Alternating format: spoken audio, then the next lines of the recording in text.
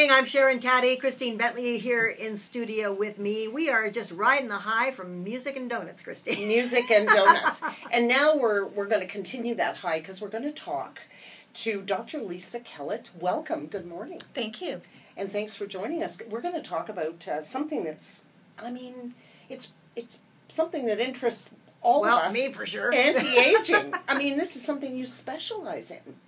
What does that mean to be a specialist in anti-aging? Because it's sort of, 40 years ago, nobody really talked about that, but now it's really becoming something. Right. Well, I think, too, as a demographic gets older, as we all get older, I think 50 isn't what 50 used to be. And I think that's the thing. People want to look fresh, they want to look vibrant, they want to look rested, but they actually don't want to look done. So there are multiple now treatments that we can do where you don't need a facelift.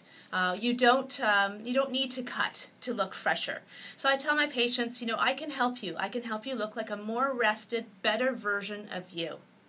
Let me ask you this. We all go around, and we've been doing this for a few years, saying, the new 50 and the new 40 and the new... Is that a reality, or is that just something, a mindset that we have that we are not going to feel old?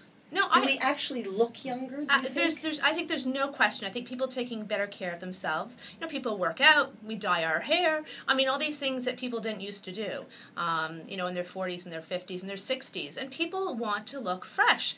They're like, I'm still here. I'm vibrant. I want to look great. I think that's true. If you look back to the days of our parents, once a woman was married and had her children and hit that near 40, you suddenly took on a look you were expected to take on, which tends to be an older look.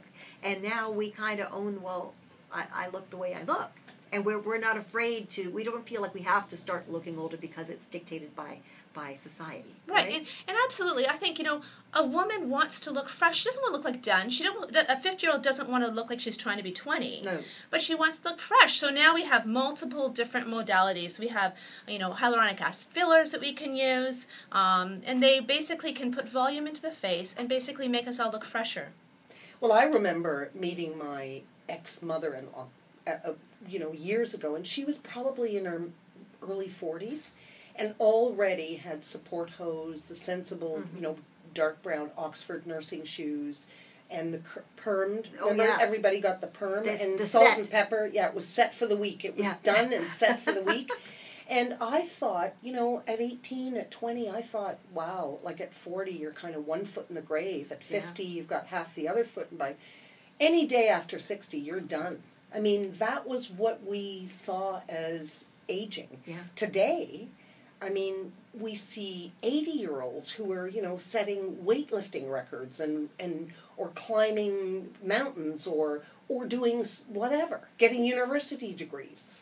Yeah, and so it's really changed. Yeah, and it's a lot of fun as a physician to be able to help people, be able to make them look like a fresher version of themselves.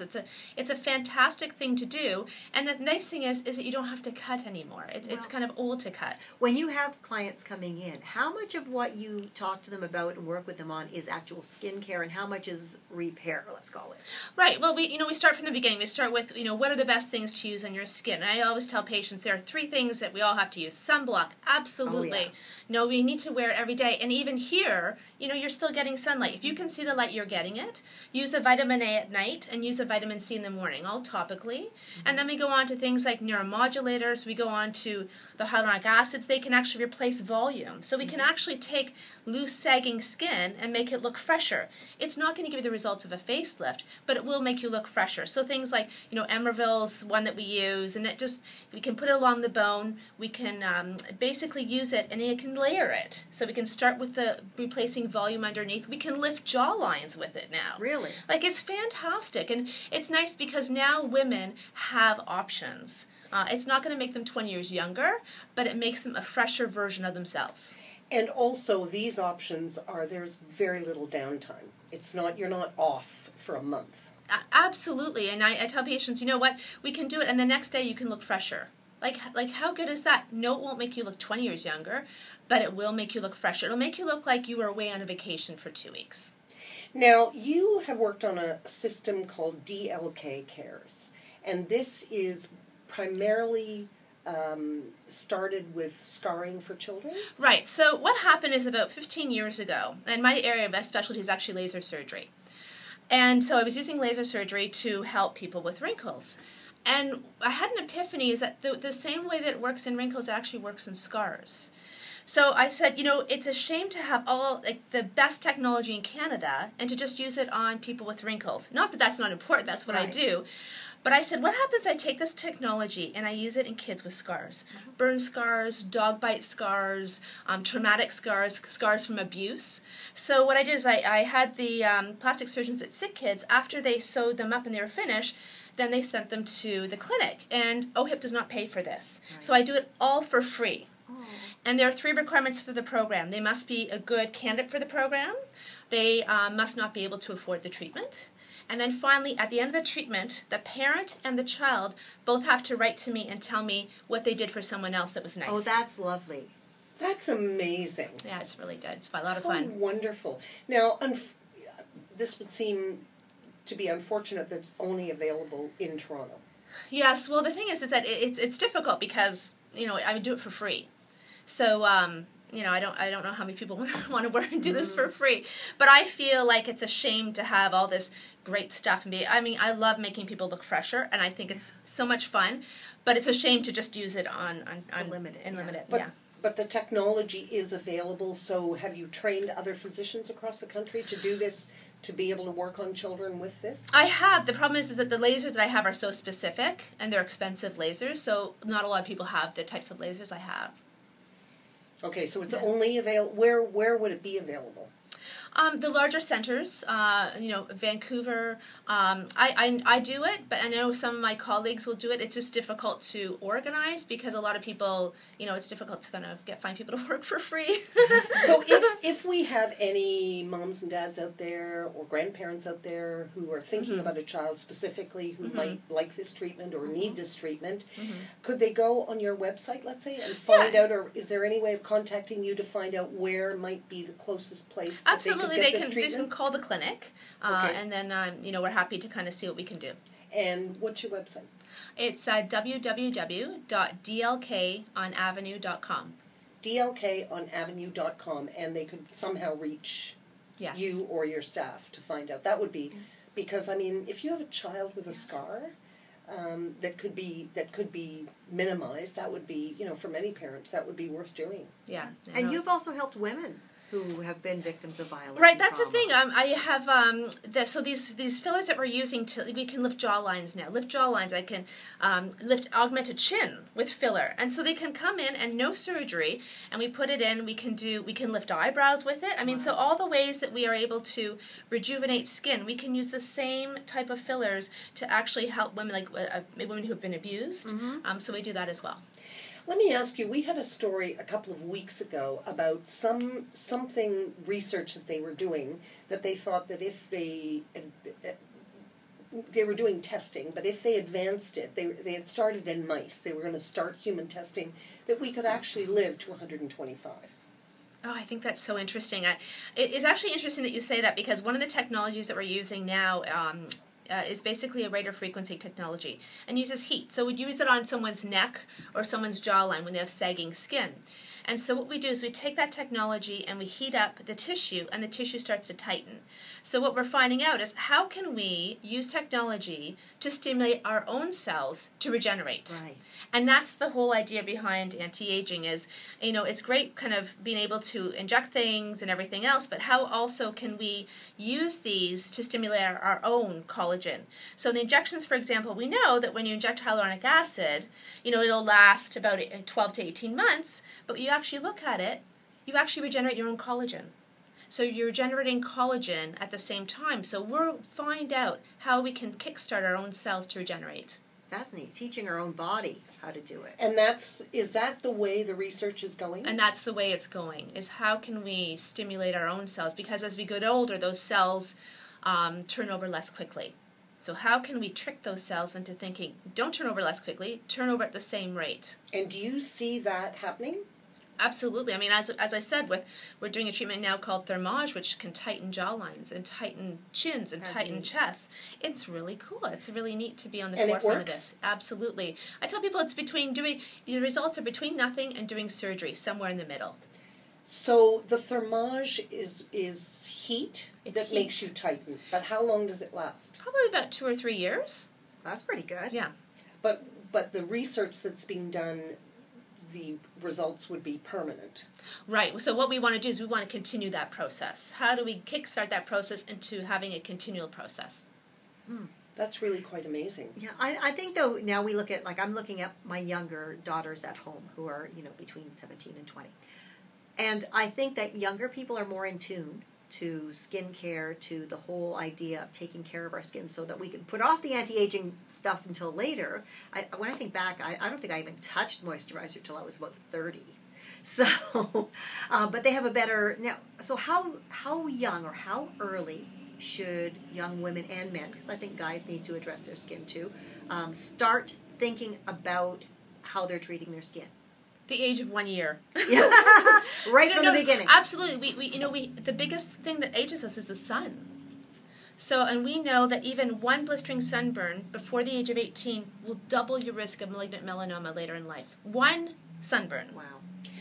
And of course, we come from a generation of having a tan. I mean, it was we summer came oil. And you were in front of the out in your bathing suit trying to get as dark as you could. About it. And like Christine and I, our generation of people were like out with baby oil and whatever, like zero sun protection. Yeah, we were whatever. Yeah, we were frying in the sun. Yeah. if we could get there.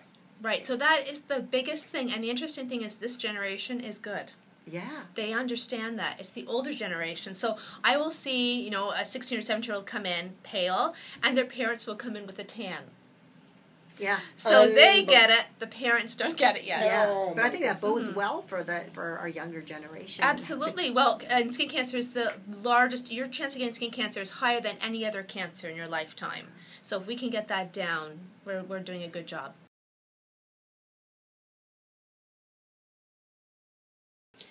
And you are joining me, Christine Bentley and Sharon Caddy in studio, and with us is Dr. Lisa Kellett, who is a specialist in anti-aging. Now, Lisa, we've talked about some of the things and the whole attitudes about aging have changed. People aren't trying to be 20, but they want to look their best 50 and their best 60 and their best 40. And there are some nudges that don't involve full-on surgery. What works and what doesn't? Because people there are so many med spas out there. There's so many things available, and sometimes people don't look good. Right. So I think the first thing is that you have to see the right person. So I tell patients that the best place to start is to go in and see a dermatologist and bring their skincare in. And, the first thing I do is I do talk to the patient, I get a history, I do a physical exam, and then I tell them, okay, what do you have at home? Show me your drugstore that you have at home. And so they come in and they bring their things, and we go through everything. Mm-hmm. So we'll go through, what kind of cleansers are they using, what kind of vitamin A's are they using, vitamin C. Those are the mainstays of treatment. And then I'll show them what things don't really work. Okay. Mm-hmm. So if you were to give somebody a very basic, and I realize it doesn't apply to every single person and every single skin type, if they did not have a huge budget, but they wanted to do the day-to-day simple stuff that would make them look as good as possible, what would that routine look like? Okay, so you would wake up in the morning, and the first thing you would put on would be a vitamin C. And the best thing is like a 20% vitamin C, use it as a serum, take a drop, put it into your moisturizer, and apply it. Why? Because we know that vitamin C is an antioxidant. And that actually does something, as opposed to a lot of these creams that don't do anything. We know that there is science behind that. That's the first thing. The second thing you put on is a sunblock. And you put that sunblock on all over, anything that's exposed. For women, face, neck, chest, everyone always forgets their chest, and the backs of your hands. Because even in the wintertime, if you're driving in the car and it's a sunny day, you're getting sunlight. And the hands show the age as much as the neck does. Absolutely. Those are the two telltales, I think. know. Yeah. And knees. Okay. So that's the morning. It doesn't have to be elaborate. Keep it simple. Okay. Now most women then would be putting on makeup. Do you have any tips on certain makeups? Because we, for example, had somebody in, a guest, who has an app where you can scan your makeup to find things that are harmful in it to your skin and to you. Right. So makeup in general is not therapeutic. Okay, and that means, is there evidence-based medicine that shows that makeup is anti-aging? For the most part, no. But is there makeup that can age you Technically or speaking, hurt your skin? no, as long as it's been approved by Health Canada. So Health Canada will look at products. Make sure it's a product that, if you're looking for example, a sunblock, and you look for something with either what we call an NPN number or a DIN number, which is a drug identification number. So make sure it's been approved. I get nervous when I hear about the health food stores who sell things that have come into Canada without actually being approved by Health Canada. So that's kind of what you want to look for. In general, most of the things that you would find, like at a typical drugstore, have been approved. Okay, so that's the beginning of your day. Yes. End of the day, wash your face, take everything off. What should you use? My favorite is actually a gel-based, non-foaming, exfoliating cleanser. The reason for that is the beads in it will be able to remove makeup. Simple. And the non-foaming part of it means that it's gentle, so it won't make you too dry. And that way you can do everything in one step. Nice. The easier, the better. And then The most important thing before you go to sleep is to apply a vitamin A. At least a 1% retinol or higher. The newest thing is to use retinols as liquids, vitamin A as liquid.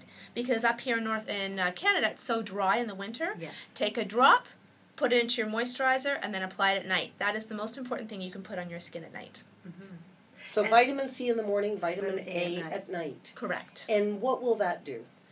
We know that vitamin A has been shown in evidence-based medicine to actually promote collagen remodeling and regeneration. Really?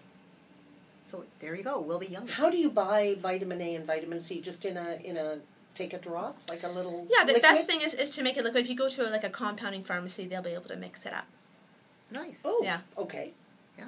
Sounds great. Now you have your own line of products. So when you were developing these, were you looking to put in specific things? I did. I mean, I like things that are therapeutic and that are strong enough to actually do something. And then, it's nice to be able to offer patients and women in general things that actually work. But as I said, the most important thing when we all think about it is to stay out of the sun. Wear a hat. If there's only one thing you can do, buy a great hat and wear that. Right. And that being the most important thing, what are some of the other things that over time will help you look younger without any treatments? You know what? A big thing is actually nutrition and your overall. I tell people your overall, how you take care of yourself will be reflected in your skin.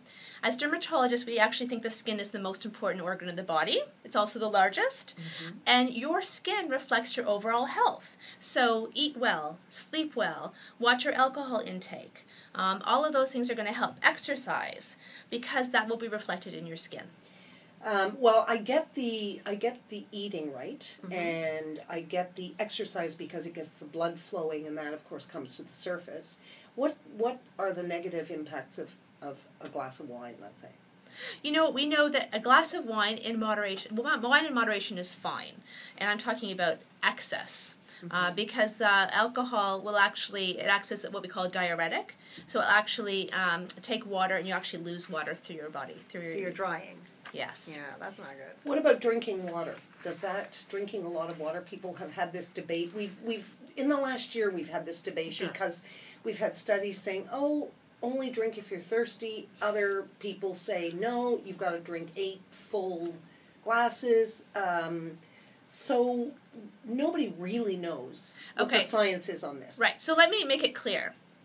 So it actually is a big myth that you need to drink excess water for your skin. Because if that was the case, we would drink water, we're not sponges, and we would become like a sponge. Or we would hop into the bathtub and become like a sponge. So that is a myth. As a physician, as someone who trained both in internal medicine and dermatology, the water that you take in affects your intravascular volume. It means if you drink too much water, you will pee. So, If you're drinking, if you're peeing well, you're drinking enough water. Make it very simple. I like that. Yes. You're listening to What She Said on SiriusXM Channel 167 Canada Talks. Christine Bentley, me, Sharon Caddy, and our guest, Dr. Lisa Kellett, and we're talking about looking your very best and all the different ways we can address that. For women who have either reached perimenopause or menopause and have started seeing their body do all kinds of things that they didn't used to do we have to adjust our skincare routine when we get there? It's a very good question. We know that perimenopausal and menopausal women will see a decrease in skin elasticity. That is the biggest thing that I see.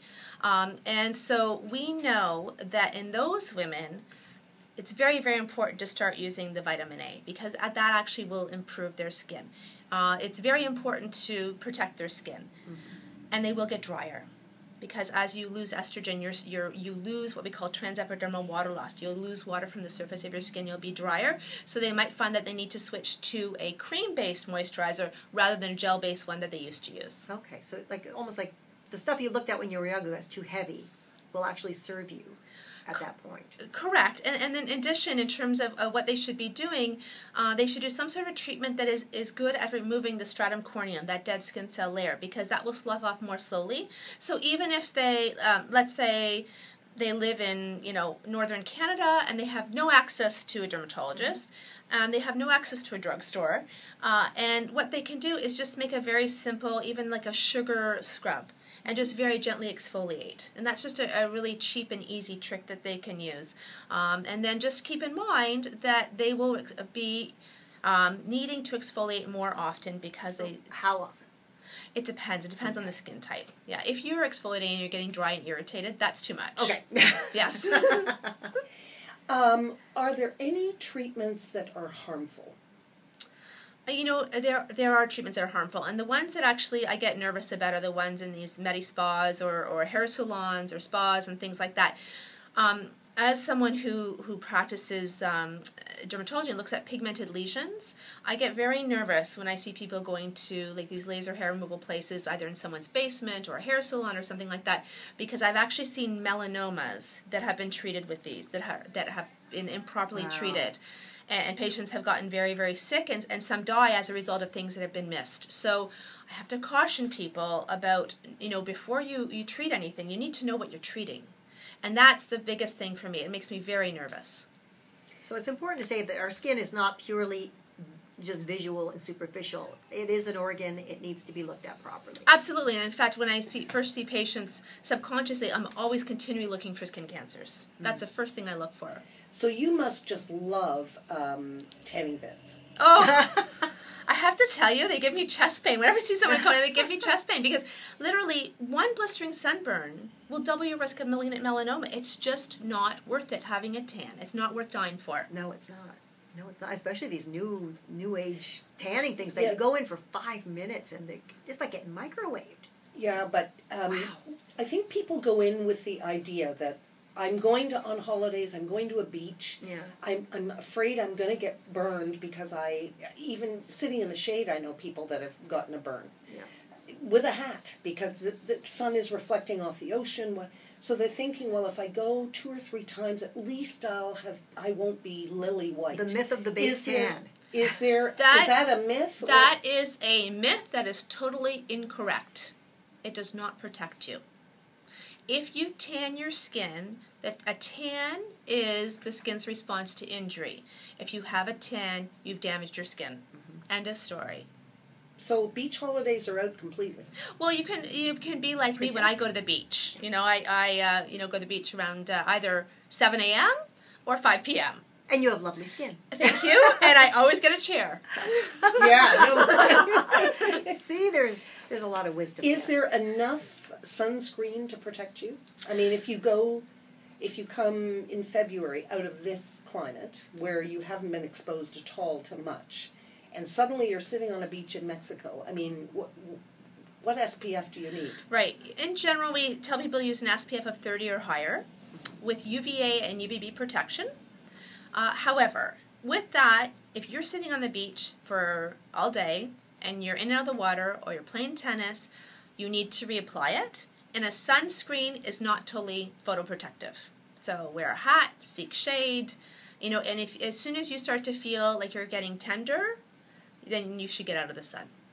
Wow. Good advice. Mm-hmm. And you have a website. You have a clinic in the Toronto area. So if people want to find you or learn a little bit more, because there's all kinds of neat stuff on here. Your website is? DLKOnavenue.com. DLKOnavenue.com. Sounds wonderful. Well, it's been great having you here. Thank you. It's been fun. I like this, actually. This is great. Well, especially given that people will be going on holidays through the winter months. Right? Absolutely. Hey, I got to tell you, we have a great contest going on here at What She Said. How about a Visa gift card for $500? I know I could use it. You probably could too. It is the season to indulge, and a recent survey by retailmenot.ca revealed that the average Canadian will spend over $1,000 this Christmas season. Yep, that could be you. So to help you out a little bit, you can be a savvy Santa and join them at retailmenot.ca. Not only do you get great access to coupons and coupon codes, but one lucky listener is getting a chance to win a $500 Visa gift card. Go to our website at whatshesaid.radio.com. Make sure you're a subscriber. Once you are, enter the contest at info@whatshesaid.radio.com. In the subject line, last minute shopper. Include your name and mailing address. The contest ends December 21st. So remember, sign up to be a What She Said member, and you could be the winner. This is What She Said on SiriusXM Channel 167, Canada Talks.